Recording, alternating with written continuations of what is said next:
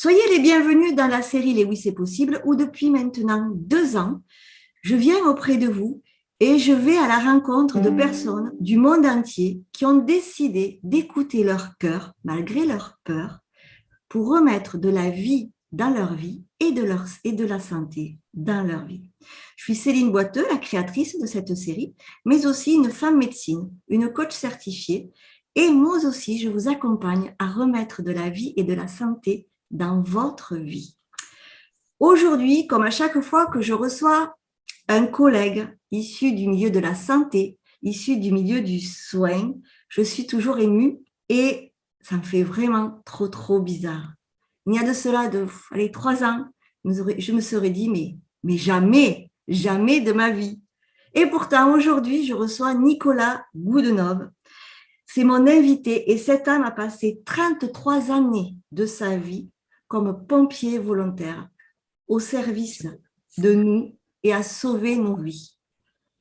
2006, son côté écrivain tape à la porte et il chemine encore, il monte à compétences, il acquiert des compétences, dont celle du coaching. Son âme vibre fort, vibre haut et aujourd'hui, il nous propose son art et crée Fire Coaching. Alors, l'anglais, désolé, on va dire qu'avec l'accent, ça ne fait peut-être pas le même truc, mais il nous en parlera, où il a modélisé l'univers des sapeurs-pompiers associé à son expertise du feu pour accompagner l'être humain et il nous parlera de ce qu'il fait dans la deuxième partie de l'interview. Coucou Nicolas, merci cher collègue. Coucou Céline, ça va? Et toi? Ouais, très bien, très bien. Alors, si je peux me permettre, mais c'est pas grave. Tu m'as présenté comme ayant été 33 ans pompier volontaire. En fait, non, c'était ma profession. Mais c'est pas grave. Donc, j'étais pompier professionnel. Voilà. Ah, mince. Le Attends, métier, quoi. on va la Ah, refaire. On va la refaire. c'est vrai? Pourquoi tu Comme mis tu veux. volontaire? Mais en plus, j'ai marqué professionnel. Ouais, c'est marrant. Je veux dire parce que mon fils rentre chez les pompiers. Volontaire. Peut-être que c'est ça. Alors, on va la refaire. Alors, je vais me le Non, mais marquer. c'est pas grave, hein, on n'était pas. Enfin, c'est comme tu veux. Non, ça fait... non, je préfère. C'est plus Ok, joli. Autant il y a des choses d'accord. plus... Autant il y a des couacs que je laisse, ça, non. Par Ok, respect pour toi. Euh, ok, ok. Deuxième présentation. Je sais pourquoi. Je marquerai. Allez, c'est reparti. Non, je préfère. Soyez les bienvenus dans la série Les Oui, c'est possible, où depuis maintenant 2 ans, je vais à la rencontre de personnes du monde entier qui ont décidé d'écouter leur cœur et non leur peur pour remettre de la vie et de la santé dans leur vie. Je suis Céline Boiteux, la créatrice de cette série, mais aussi une femme de soins, une femme médecine et coach certifiée, et je vous accompagne à remettre de la vie dans votre vie, de la santé dans votre vie. Aujourd'hui, à chaque fois que je reçois un collègue du soin, du paramédical, je suis émue. Et je me dis, oh là là, il y a 3 ans de ça, qui aurait cru? Ça me fait super bizarre, je dois vous avouer. Aujourd'hui, je reçois Nicolas Goudenov. C'est mon invité. Et cet homme a passé 33 années de sa vie comme pompier professionnel pour sauver des vies, nos vies, lutter contre le feu. Et en 2006, son côté écrivain s'est réveillé et il chemine, acquiert des compétences dont celle du coaching. Son âme vibre fort, vibre haut et aujourd'hui, il nous propose son art particulier, unique avec sa singularité. Il a créé Fire Coaching plutôt, où il modélise l'univers des sapeurs-pompiers associé à son expertise du feu pour accompagner l'humain. Il nous en parlera dans la deuxième partie de l'interview. Salut Nicolas, comment tu vas? Bienvenue. Bonjour Céline, je vais bien, merci beaucoup. Merci bien. Alors, 33 ans au sein des pompiers, à notre service. Qu'est-ce qui s'est passé pour que tu quittes?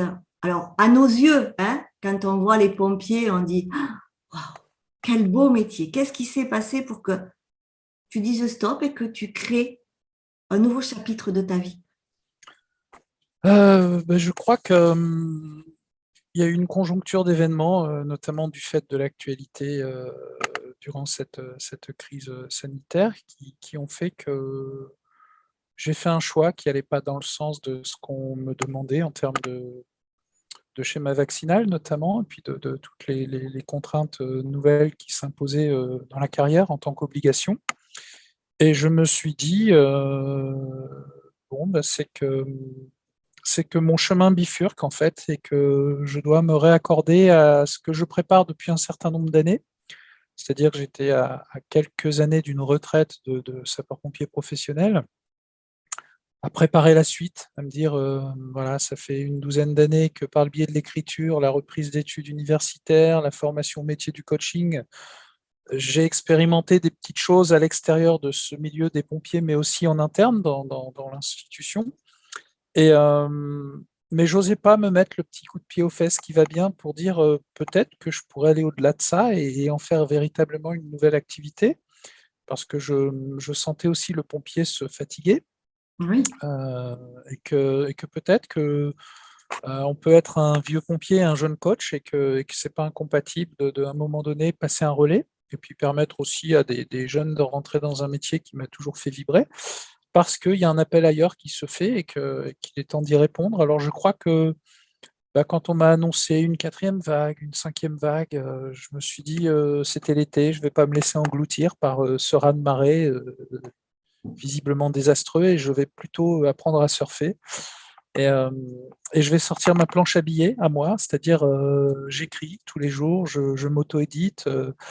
Est-ce que je suis en capacité aujourd'hui de vivre de ma passion, de l'écriture, de ma passion de l'accompagnement, et voir comment je peux organiser professionnellement la démarche pour poursuivre mon chemin à l'écart des gros camions rouges, mais sans colère en fait, hein, de ce départ, avec forcément un deuil à faire.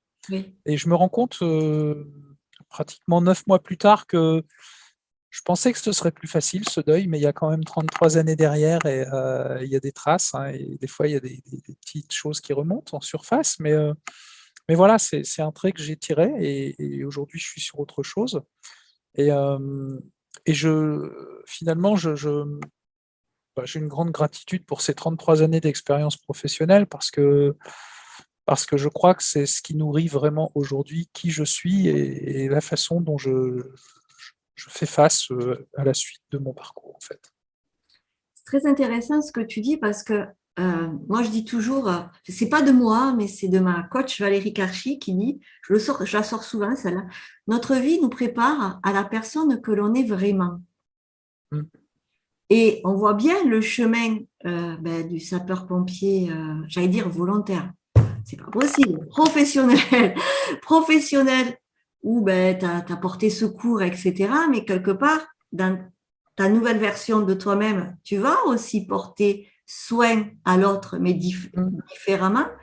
Et aussi, j'aimerais qu'on revienne aussi en 2006, j'ai dit en te présentant, donc tu étais Oui, encore sapeur-pompier professionnel, oui, l'appel de l'écriture, c'est quand même oui, c'est de l'écriture. Explique-nous, ça t'a appelé, comment ça s'est passé? parti d'un drame, si tu veux, de vie, c'est-à-dire que j'ai perdu mon meilleur ami, qui était sapeur-pompier professionnel aussi. On s'était rencontrés à nos débuts chez les sapeurs-pompiers de Paris. Et on était vraiment très liés, quoi, hein. On était frères d'âme et frères d'armes, en fait. Et au moment où il est décédé accidentellement dans un accident de plongée, moi, je suivais une formation expérimentale en tant qu'instructeur incendie au niveau national, avec des scientifiques, avec des gens du Centre national des arts et métiers.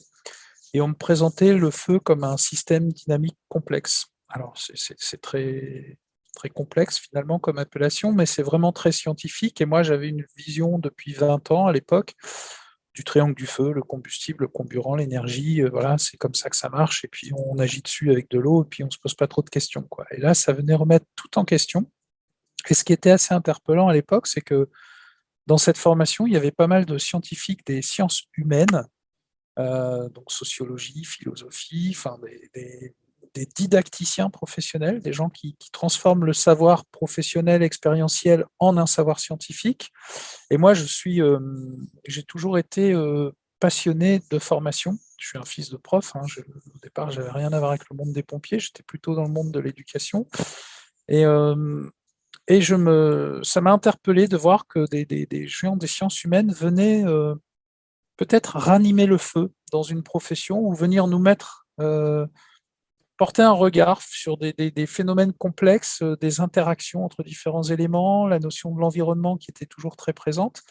Et je me disais, en fait, j'ai l'impression qu'ils utilisent la science du feu, mais juste parce que c'est le cœur de métier, c'est l'endroit où ils nous toucheront peut-être le plus au cœur, mais ils sont en train de nous parler d'autre chose. Enfin, j'avais vraiment cette vision-là, moi, et j'étais un petit peu en retrait par rapport aux autres collègues qui, eux, n'y voyaient que du feu.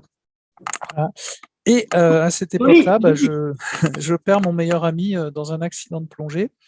Et c'est le moment où je me dis, j'ai l'impression que je prends des infos pour la profession qui sont quand même importantes à transmettre. Et puis j'ai mon meilleur pote là qui s'en va, à qui j'ai envie de dire au revoir parce que c'est quand même juste insupportable et trop douloureux. Et je me suis mis à écrire. J'ai été appelé à écrire en fait. Donc je me retrouvais la nuit à écrire et puis à raconter mes récits d'intervention pour faire une forme de compte-rendu à l'institution, mais aussi sous forme de livre, parce que c'était le challenge que je m'étais fixé. Et j'ai pris tellement de plaisir dans la douleur que je traversais à l'époque que je me suis dit, mais ça doit être trop bien un jour de vivre de son écriture comme ça. Je me levais en pleine nuit comme on part au feu, hein, comme quand le pipe sonne à la ceinture, sauf que là, j'étais appelé à sortir de mon lit pour aller écrire. Et Et je tu maîtrisais sortais. rien. Ouais, Tu et du sortais. coup, ouais, je me levais en pleine nuit, j'allais écrire, quoi. Et Bon. j'ai eu des épisodes d'écriture assez, assez psychédéliques parce que je décidais pas forcément de ce que j'écrivais, ça arrivait comme ça, et puis il fallait que j'écrive, quoi. Et j'étais pas toujours très rassuré de l'expérience que je vivais. Et puis ce qui s'est passé en même temps, c'est que bah, j'ai aussi accompagné mon papa à partir dans une fin de vie assez délicate sur un cancer du foie, en fait. Et puis j'ai un autre collègue aussi qui est parti. Donc je me suis dit, tiens, c'est bizarre cette mort-là qui me tourne autour, qui me fait des petits appels du pied. Qu'est-ce que ça vient me dire et qu'est-ce que je fais de ça? Et je crois que c'est la connexion à l'écriture qui m'a peut-être permis d'être plus au contact de ces univers-là vers lesquels j'étais pas plus éveillé que ça, on va dire, à l'époque, et avec lesquels j'ai bien senti que j'étais en connexion, quoi. Et tout ce que tu as écrit pendant cette période-là, Mhm. tu l'as incarné dans la matière. Oui, oui, oui. Alors, donc, il y a eu le premier livre qui s'appelait Retour d'intervention. Et en fait, ce livre, au moment où il est sorti, donc, il avait plusieurs vocations. Il avait la vocation à faire un ouvrage quand même pédagogique pour le monde des sapeurs-pompiers, avec des récits d'intervention, des fiches de retour d'intervention, des analyses, et puis un petit peu essayer de raconter des choses qu'on ne se disait pas dans la profession, notamment en lien avec les émotions, mais pour moi, c'était pas clair du tout. J'écrivais instinctivement, intuitivement, et ce livre, un an après sa sortie, est arrivé dans les mains d'un grand monsieur des sciences de l'éducation qui m'a proposé de reprendre des études à ses côtés, me disant que bah, ce que j'avais écrit là, j'avais pas forcément conscience de ce que je pouvais en faire et de la valeur que ça pouvait avoir pour d'autres, à condition que je comprenne bien ce qui s'était passé et ce que je pouvais vraiment tirer de cette aventure, quoi.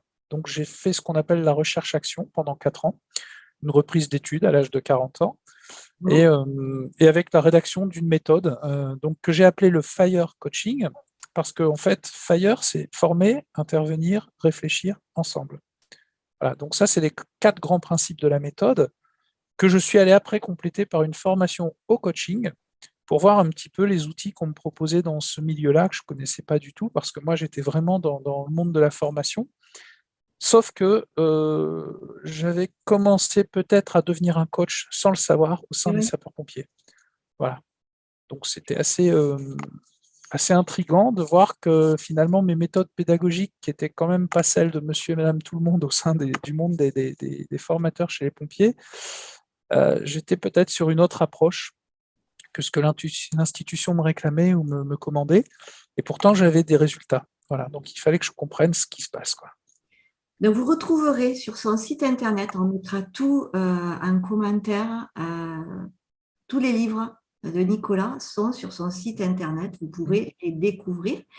Et d'ailleurs, son petit dernier, c'est la boîte à lettres où là, il s'auto-édite lui-même, donc aux éditions Fire Coach.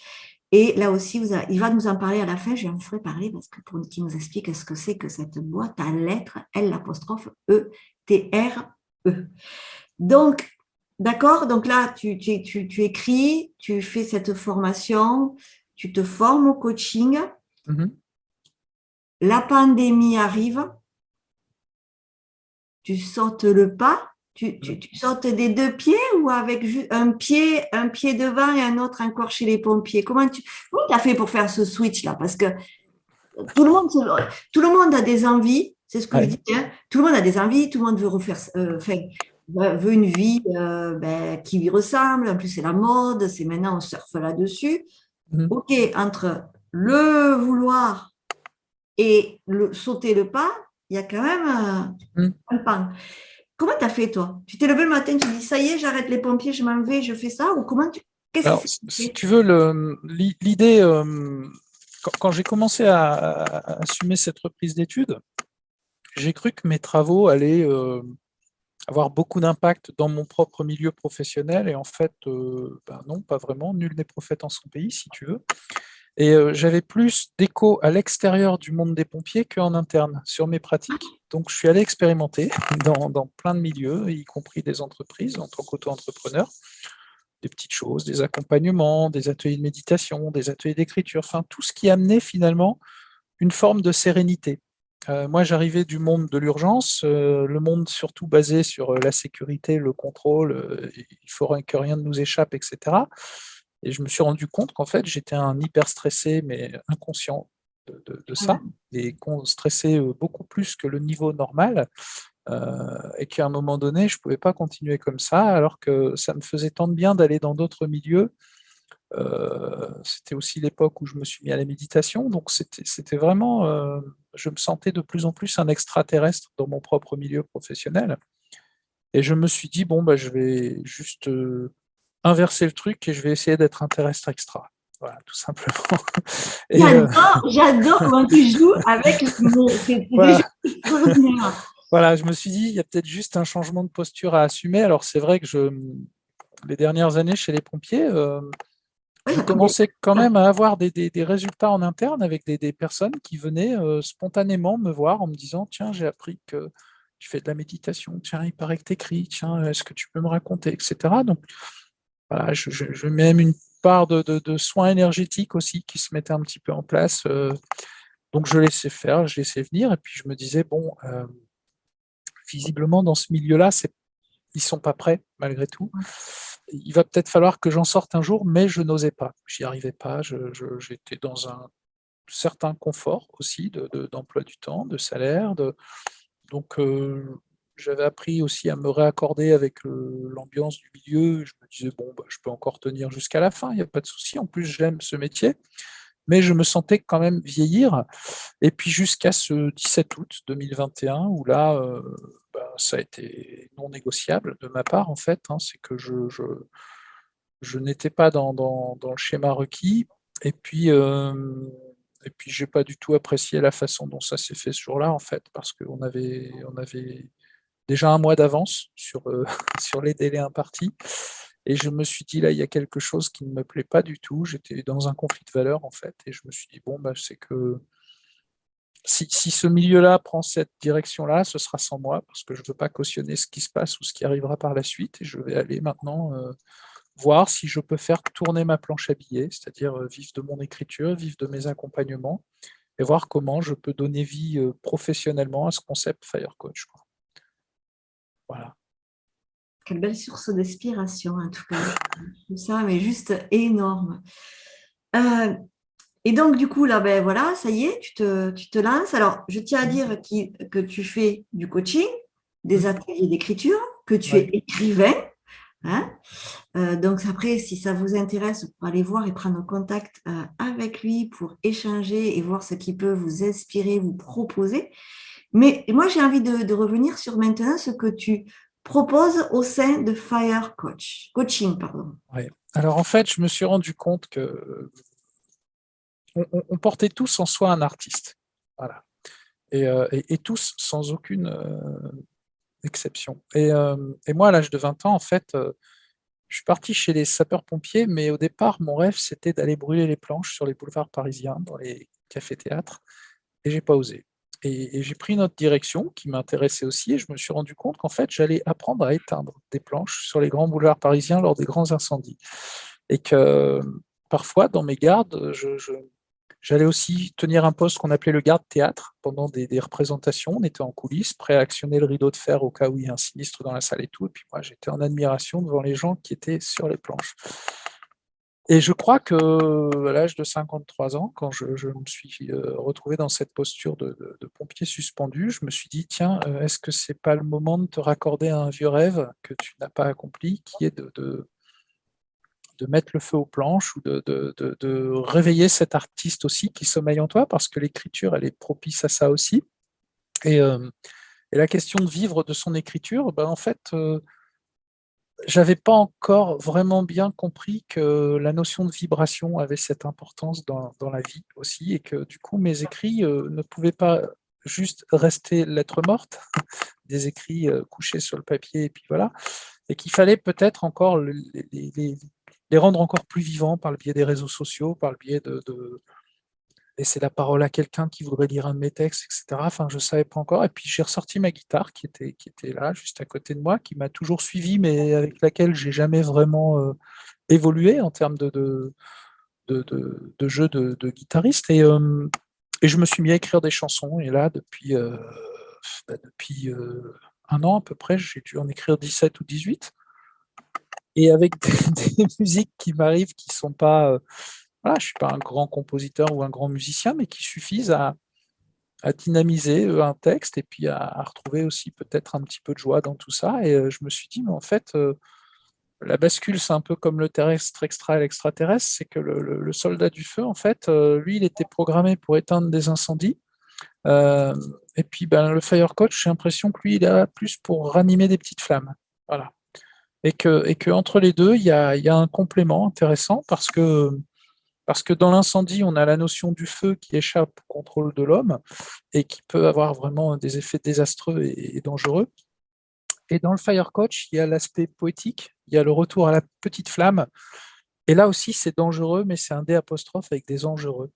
Voilà. Et du coup, ça change tout parce que je suis passé d'un métier qui était très dangereux à la prise de risque de créer le métier qui me correspond réellement aujourd'hui, à qui je suis et à ce que j'aurais envie d'apporter à ce monde, en fait, particulièrement dans le contexte actuel, où je pense qu'il y a des feux de joie à ranimer, des feux d'amour à éclairer de partout, et peut-être, ouais, effectivement, ce raccord à créer entre le féminin et le masculin, mais à l'intérieur de soi au départ. Et puis voilà, donc je me suis reconnecté à ma part féminine, à l'intuition, au rêve, à l'imaginaire, enfin voilà, tout ce qui nourrit de l'intérieur et qui peut peut-être à l'extérieur donner de beaux résultats.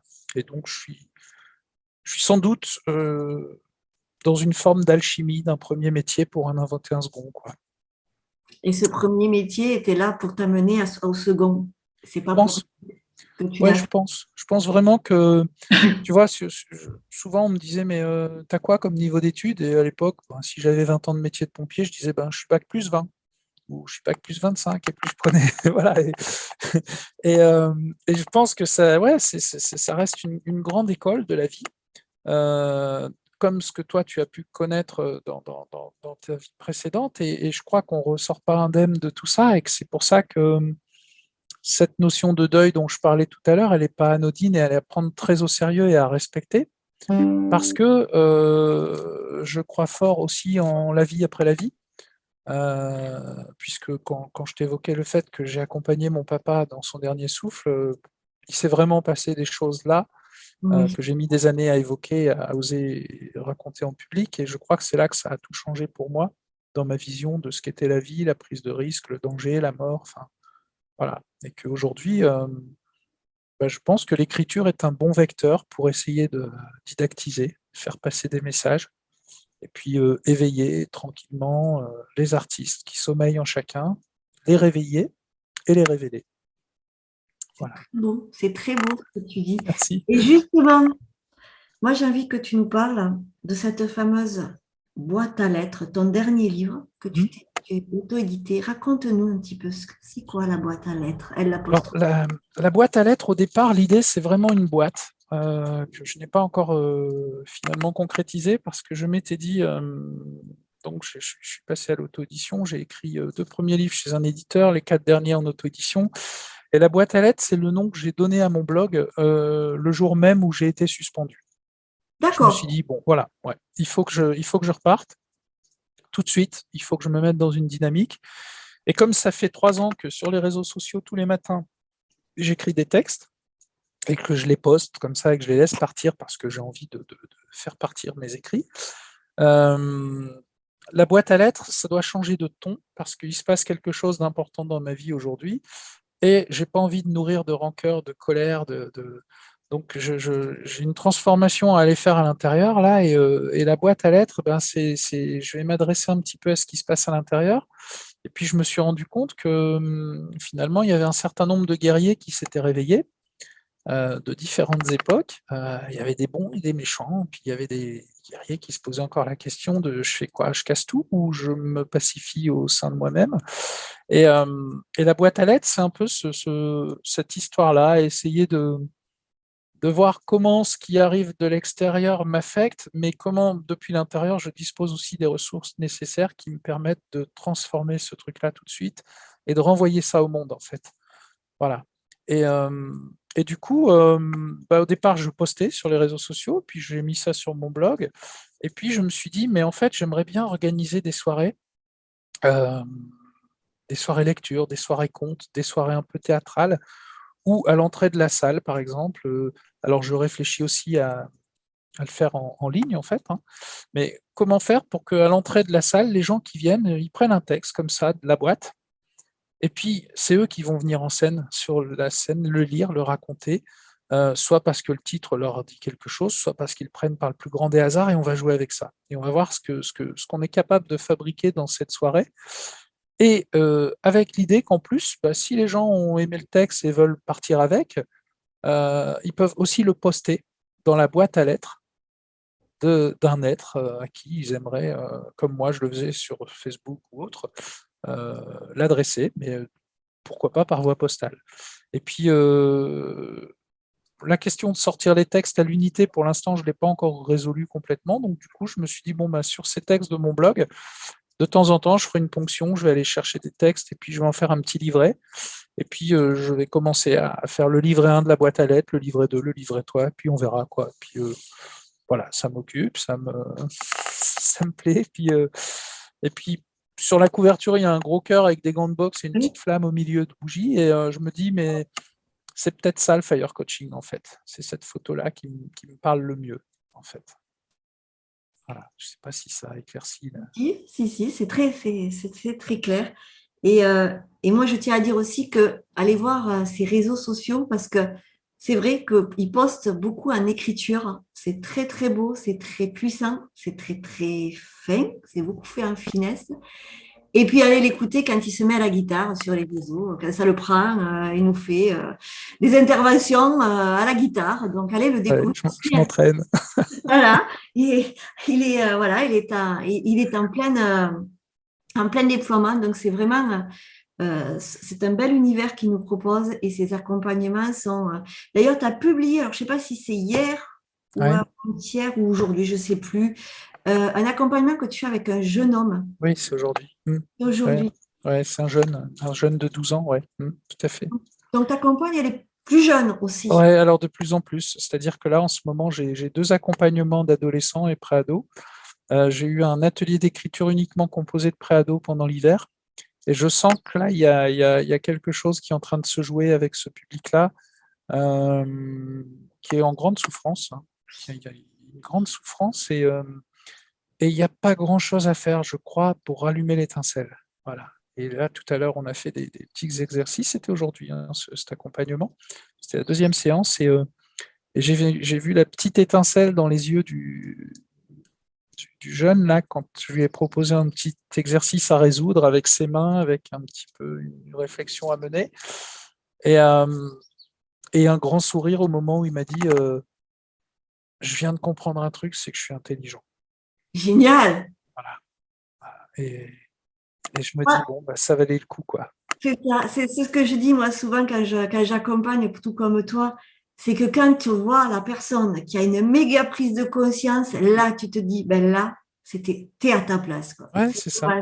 C'est vraiment ça, t'es là. Et Ouais, après, tu vois le feu qui se rallume, tu et vois. que tu l'accompagnes dans cette prise de conscience pour l'incarner dans la Mm, matière, mm. là, c'est juste vibrant. C'est là, enfin, moi, perso, je suppose Bah, que aussi, là, d'autant qu'il y avait son papa pas loin, tu vois, et du coup, ouais, à un moment donné, son papa est arrivé, puis il a regardé, et voilà, je voyais qu'il allait chercher quelque chose dans le regard de son père, et le père découvrait dans le regard de son fils quelque chose de nouveau, et ça faisait une connexion entre eux, et là, moi, il était temps que je m'efface, tu vois, enfin, et c'est c'est juste, si je compare à mon ancienne vie, c'est vraiment génial parce que j'arrivais avec un gros camion rouge, des gros collègues et puis les bottes remplies de suite partout et on dégueulassait tout dans les maisons quand on intervenait.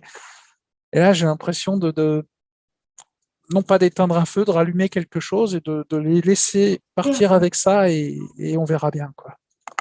Voilà. ah ben voilà, c'est le pompier de l'être, alors, en fait. Ouais, je sais pas. Le Je sais pompier. pas. J'ai une amie qui me dit que je suis un poète de l'âme. Oui. Il m'a Ça, fallu un peu de temps à entendre ça et en fait, je crois effectivement que cette écriture que je développe, elle part de l'âme et elle essaye d'aller au contact de l'autre âme et de voir ce qu'on peut faire ensemble. de toute manière, je pense que dans le soin à l'autre que tu as apporté, que j'ai apporté, que nombreux collègues qu'on a, nombreux soignants, pompiers, etc., on n'a pas choisi ce métier pour rien. Mm, Je pense que quand on s'engage dans ces jobs-là, dans ces activités professionnelles, je ne dis pas métier, dans mm, ces activités professionnelles, on n'y va pas pour rien, c'est qu'on a envie de porter secours, soin, appelons-le comme on mm. veut, suivant les activités, et que de toute manière, c'est inscrit là dans notre âme, et que quand on est dans le soin à l'autre, la relation à l'autre, même dans le milieu social d'ailleurs, Mm. euh, c'est vraiment si on nous permettait, alors c'est mon côté un peu révolte pendant 3 secondes et demie, si on nous permettait de le faire correctement, on aurait vraiment une belle relation d'âme à âme et on pourrait contribuer bien plus que ce que l'on fait Bien aujourd'hui. sûr. On fait comme on peut, on a les activités professionnelles qu'on peut, il y a des choix qu'on doit faire dans la vie, donc voilà, c'est OK. Mais c'est pas des métiers qu'on fait pour rien. Et quand on transforme notre métier comme toi tu l'as transformé, comme moi je l'ai transformé, moi je trouve que perso, c'est là tu as ça, la relation d'âme à âme. Et là, tu sais que la personne qui est venue chez toi, elle t'a choisi, t'as rien choisi du tout en fait. C'est elle qui t'a choisi. Tu vois, Et c'est ça, je t'écoute et je pense que je suis passé d'un métier d'homme à un métier d'âme. oh, c'est Voilà. beau. Ouais. C'est beau, c'est beau. Alors, ça fait déjà 2 heures que nous échangeons ensemble. Alors, j'ai envie de te poser pour la fin de l'interview une question. Mhm. Toi, tu as fait le pas, tu as osé, tu as dit oui, c'est possible. Mais il y en a qui n'osent pas dire oui, c'est possible parce qu'ils ont leur raison. Et c'est OK parce que pour l'instant, c'est juste pour eux. Mais en même temps, ils ont ce feu brûlant en eux de dire, il faut y aller, il faut y aller, il faut y aller, mais j'ai peur. Quel conseil tu pourrais leur donner, toi, en quelques mots? Alors, c'est intéressant ce mot de peur parce que ça fait 3 jours que je tourne autour, il me tourne autour et c'est ça que je dirais, ok, tu as peur, alors écoute tes peurs, accueille tes peurs, rassure-les, ça va bien se passer. Euh, j'ai un projet là de formation qui me tourne dans la tête depuis quelques jours. J'ai pensé à Josiane Balasco dans Les Bronzés, tu sais, j'y vais mais j'ai peur. Ah oui, Tu te souviens de ça? Bon, oui, donc ok, tu as envie d'y aller, mais tu as peur. Très bien.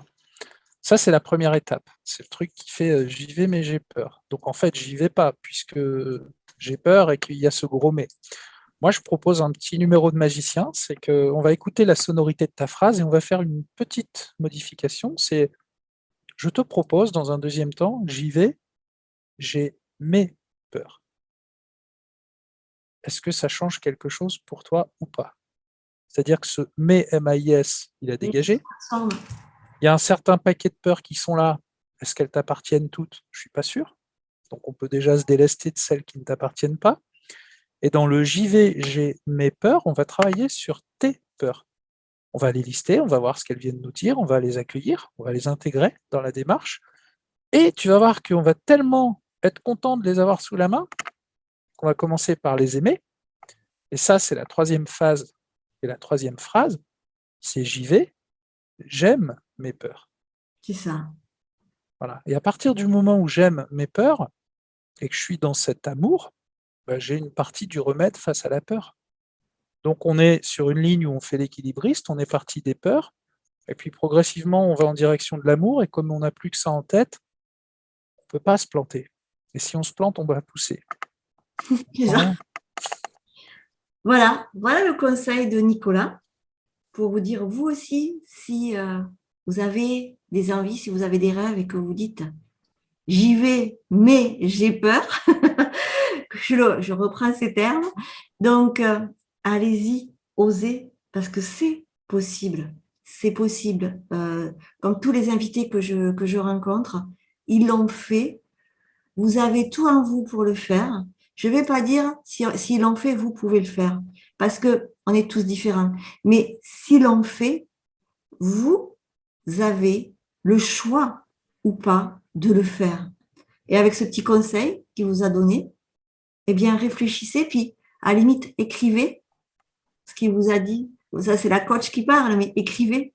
Écrivez. Moi, je suis très, très fervente de l'écriture, où on pose les mots, le cerveau est relié à la main, où il se passe plein de choses dans notre cerveau. Bon, c'est mon côté neurosciences. Voilà. Donc, avant de terminer cette interview, je voulais dédier, Nicolas, si tu me le permets, cette interview à mon fils, Bastien, qui intègre, je suis très émue, vous voyez, j'ai presque les larmes aux yeux, les sapeurs-pompiers d'Alès en tant que volontaire. C'est quelque chose qui était très, très présent dans sa vie depuis très longtemps. Il est passé par l'armée, il est vite parti, et avec son courage et sa générosité et sa ténacité, je crois qu'il ressemble un petit peu à sa mère, il a passé le concours, il s'est défoncé, il l'a eu, donc il commence sa formation, alors tu le sauras mieux que moi, au mois de juin. Voilà, il commence sa formation au mois de juin. Il a fait aussi un sacrifice, c'est de faire comme tout le monde par rapport à la pandémie, parce qu'il m'a dit un jour, maman, je veux réaliser mon rêve. Alors, si tu réalises ton rêve, fais-le. Et puis, on va tout faire pour te protéger dans tout ce qui est invisible, énergétique, pour accueillir ce qu'on t'a injecté. Alors, je voulais lui dédier cette interview et lui dire que je l'aime très fort et je suis très, très fière de lui, je le dis publiquement. Et je profite que tu sois là. Ce n'était pas prévu. J'ai eu l'idée quand je t'entendais parler parce qu'il y a beaucoup de choses qui ont résonné. Bon, écoute, ça me touche et ça m'honore. Je lui dédie cette interview. Voilà, et ce oui, c'est possible. Voilà, avec beaucoup d'émotion, nous allons terminer cette interview. Écoute, je te dis, moi, à très vite. Oui. À très vite. Vogue, déploie-toi. On continue à te suivre. Fais-nous des petits coucous en musique sur les réseaux. Okay. Ça fait du bien. Ça fait vraiment du bien dans ces réseaux sociaux. On en a parlé, qui sont tous uniformes et qui font, où chacun de nous, à mon sens, je vais me faire ramasser, perd son unicité et sa spontanéité, parce que tout le monde a contribué au monde avec ce qu'il est pour changer ce monde et rentrer dans ce nouveau monde, dans l'amour. Nicolas, merci beaucoup. Merci Céline, merci à toi. On se tient au courant et puis bien sûr, on reste bien en contact. Ouais, on se retrouve pour de nouveaux Oui c'est possible avec d'autres invités qui vont arriver. Et ça, c'est la surprise, comme je dis à chaque fois. Bye bye. Ciao, merci à toi.